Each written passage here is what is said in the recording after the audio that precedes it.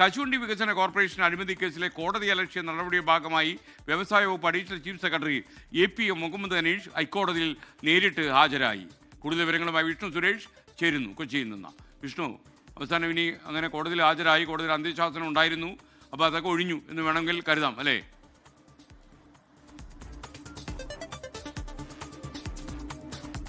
അത് പൂർണ്ണമായി ഒഴിഞ്ഞു എന്ന് പറയാനാകില്ല. കാരണം മൂന്നാമതായാണ് കേസ് പരിഗണിക്കുന്നത്. കോടതി എന്താണ് ഹനീഷിനോട് പറയാൻ പോകുന്നതെന്നുള്ള ഏറെ ശ്രദ്ധേയമാണ്.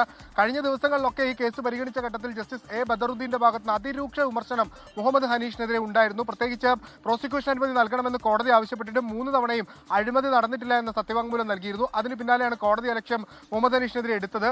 അതിനുശേഷം കഴിഞ്ഞ വെള്ളിയാഴ്ച ഹാജരാകാൻ ആവശ്യപ്പെട്ടപ്പോൾ കോടതി മുഹമ്മദ് ഹനീഷ് പറഞ്ഞത് താൻ ബജറ്റിന്റെ തിരക്കിലാണെന്നാണ്. തന്റെ തന്ത്രങ്ങളൊന്നും അല്ലെങ്കിൽ നിങ്ങളുടെ തന്ത്രങ്ങളൊന്നും ഈ കോടതിയോട് വേണ്ട, അത് ഇനിയിപ്പോ ഹാജരായില്ലെങ്കിൽ, ഈ തിങ്കളാഴ്ച കൂടി ഹാജരായില്ലെങ്കിൽ അറസ്റ്റ് ചെയ്ത് ഹാജരാക്കാനുള്ള നടപടിയിലേക്ക് കോടതി കടക്കുമെന്ന് വളരെ ശക്തമായൊരു മുന്നറിയിപ്പ് നൽകിയിരുന്നു. അതിന് പിന്നാലെയാണ് ഇപ്പോൾ മുഹമ്മദ് ഹനീഷ ഹാജരായിട്ടുള്ളത്. അല്പസമയത്തിനകം തന്നെ കേസ് പരിഗണിക്കും. കോടതി ഈ വിഷയത്തിൽ ഹനീഷിനോട് എന്ത് നടപടിയാണ് സ്വീകരിക്കാൻ പോകുന്നത് ഏറെ ശ്രദ്ധേയമായിരിക്കും. ഒപ്പം പ്രോസിക്യൂഷനോട് ഈ വിഷയത്തിൽ ഈ പ്രോസിക്യൂഷൻ അനുമതിയുടെ കാര്യവുമായി ബന്ധപ്പെട്ട് 9-ാം തീയതിക്ക് മുമ്പ് തന്നെ വിവരം അറിയിക്കാൻ പുതിയ സെക്രട്ടറിയോട് നിർദ്ദേശം നൽകുകയും ചെയ്തിട്ടുണ്ട്.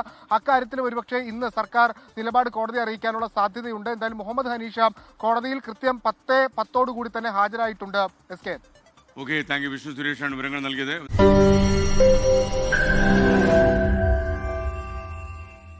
ലോകത്തെവിടെയായാലും ഏത് സമയത്തും 24 വാർത്തകളും ഓഗ്മെന്റഡ് റിയാലിറ്റി പാക്കേജുകളും എക്സ്പ്ലെയിനറുകളും വിശദമായി കാണാൻ ഞങ്ങളുടെ YouTube ചാനൽ നിങ്ങൾക്ക് സബ്സ്ക്രൈബ് ചെയ്യാം.